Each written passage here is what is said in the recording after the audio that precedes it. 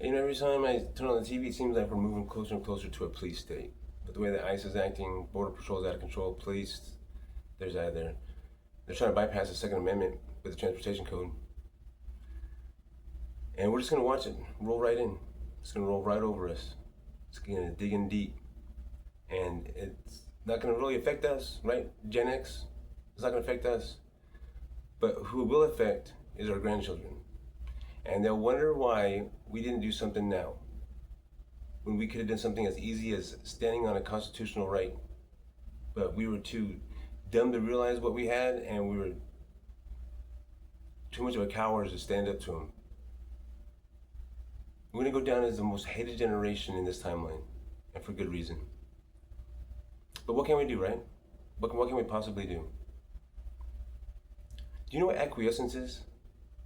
Acquiescence is like your failure to object or deny is your contract. Like if we're standing in a room full of people and you accuse me of something, and I don't respond to that accusation, then everyone in this room would take that accusation for truth, for fact, right? Even though it could be a complete lie. It's not admitting anything, it's just that you didn't deny something.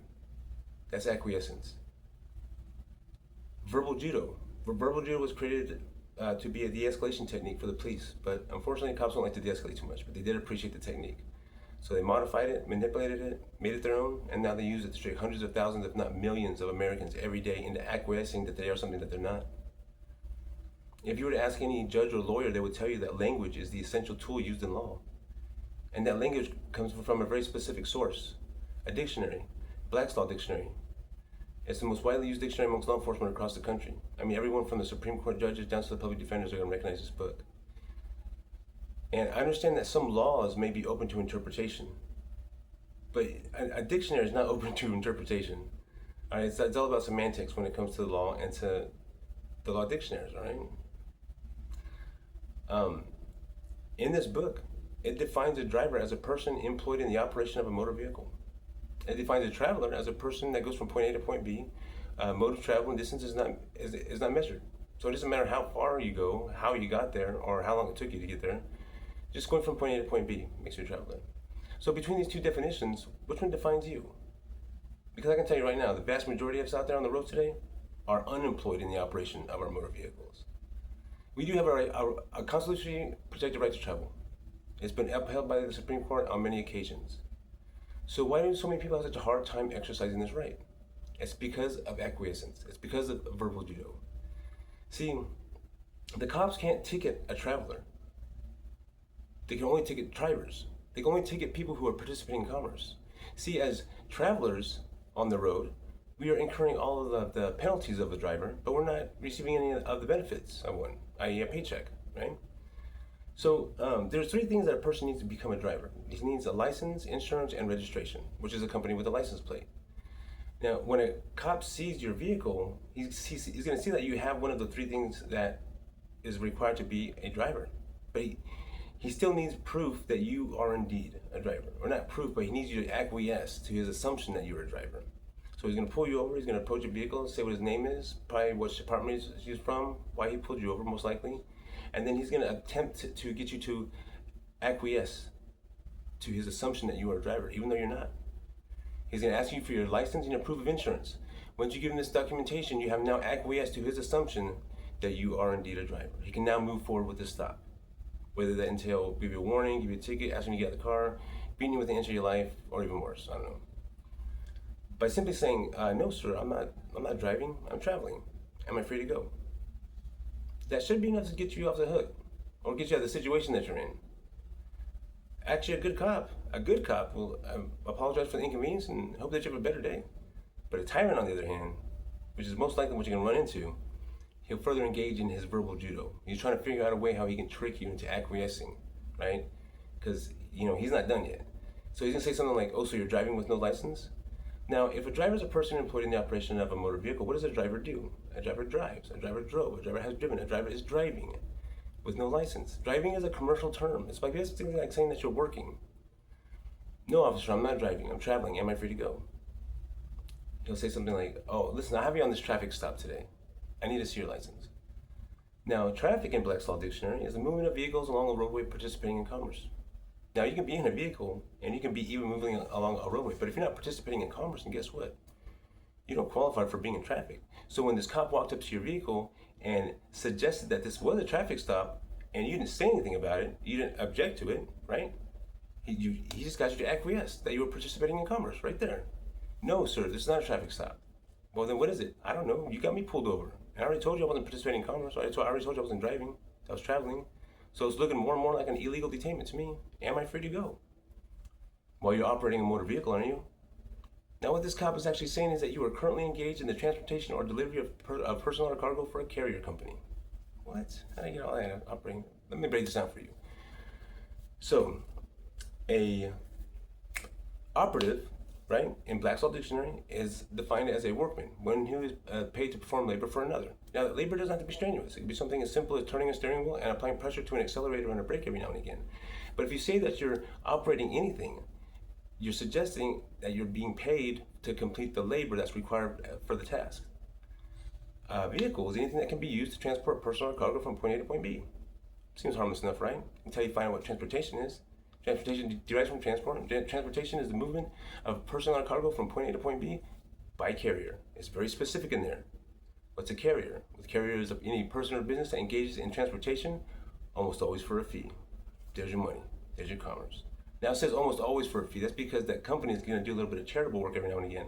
But the delivery driver of that company is going to get paid just the same, right? So if money's changing hands and you're part of the process that completes that transportation, then you're getting paid. If you're getting paid, your job title, you will be an employee. If you're an employee, your job title will be driver. If you're a driver, you do need a driver's license. In any other case, you do not. A passenger, per Black's Law Dictionary, is a person who pays a driver to take him from point A to point B. So when a cop pulls you over and says, hey, I need to see your passenger's ID, and we're like, hey, my passenger doesn't have his ID, what have you just done there? You just acquiesced to the assumption that that person next to you is paying you money to take him from one point to another. But you're not, though. It's just your mom, your dad, your brother, your uncle, whoever. Don't let the cop call him a passenger. As soon as you hear these words coming out of this cop's mouth, you got to shoot him down immediately. No, sir, it's not a passenger. I'm just traveling. Am I free to go? Now, there's other ways they can get you to acquiesce too, though, right? Have you heard of jargon or lingo? Right, jargon or lingo is like certain types of language or words that you would use in a certain occupation, right? Like, I used to be in the Navy. We used to call a restroom a head. We would call a water fountain a scuttlebutt. Well, the jargon or lingo of a driver are words like operate, transport, personnel, cargo, drive, passenger. See, all these words that they use with us, they all come around full circle in their definitions to supporting commerce somehow. And the whole acquisition is basically them suggesting and us just going right along with it because we don't know any better. We don't know what the true legal word freaking meanings of these words are that they're using against us. Now, so simply them engaging in the jargon or lingo of a driver with you is enough for them to take in front of a judge, and so they could justify the ticket that they want to give you. And the judge is going to sign off on it every time. The judges are part of the problem here. Like, for example, if the cop comes up to you and says, "Hey, you're not transporting any illegal firearms or drugs, are you?" Now, no one in the history of this question has ever answered yes to this question, right? So why is he asking you a question that he already knows the answer to? Because he doesn't care what the answer is. He just cares that he gets a response from you. Because even if you were to say no, that doesn't mean that you're not transporting now. Or you're not transporting, So anything short of saying, "Officer, I'm not transporting anything. I'm not a driver. I'm a traveler. Am I free to go?" can end up having you land in some pretty hot water. So you have to be very, very careful whenever you're listening to the words that are coming out of this cop's mouth, because they can trip you up at any moment. I really don't like talking about this, but it's been out right in the open for so long, and I don't. DUIs and DWIs. What's the one word in those two acronyms that don't change? Driving, right? Why is the BAC level 0.08? Why is it so low? One beer, one alcoholic beverage, and you're already too drunk, right? I don't know one person that has a beer and loses control of their basic motor functions. I fail to witness it. So why is it so low? Because if you say that you're driving, you're saying that you're working. Driving is a commercial term. And every occupation, no matter if it's a driver or a carpenter or whatever, there's a zero tolerance policy for consuming alcohol on the job. You're not supposed to be drinking at work. That's why it's so low. That's why it's the consumption of one alcoholic drink. I mean, I can't believe no one's ever asked questioned this before. Look, I'm not making this video because I want anyone to get anyway with any kind of like nefarious acts or doing any bad shit like that, anything like that.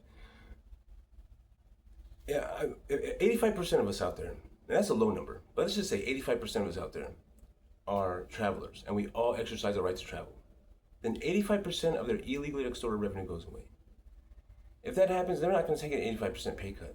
They're going to start trimming the fat. They're going to get rid of all the cops with IA investigations on them, with fucking complaints on them. We can put policing back into the hands of the good cops. The good cops are waiting for us to do this. I've got no doubt that they'll back us up as soon as we take the lead on this. And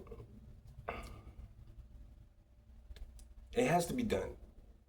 We have to do something because if we do the whole right to travel thing, they will no longer be able to fund the size of the personnel that the police have.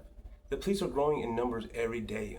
If you can see, even in like the major cities, there's up to 32 different departments in a single city, with all the municipalities, the parks, the river police. They have all these bike police, you know what I'm saying? They have all these freaking different cops, and like how are they affording all this stuff? Because they don't get that money from the state. They get the money from the county. And where does the county get the money? From you and I. Now, if you can think of any other words that you get, or if you come across any other words that we use with our public officials that kind of come all the way full circle to participating in commerce or spending money, something like that, put it in the chat, man. Put it in the chat because, I mean, who knows how many words that they've got out that they haven't cracked the seal on yet to try to get us to acquiesce to the next big thing. But we need to do something. We need to do it now. I know that we could do this. Exercise your right to travel, learn about your rights, do your research, and let's do this.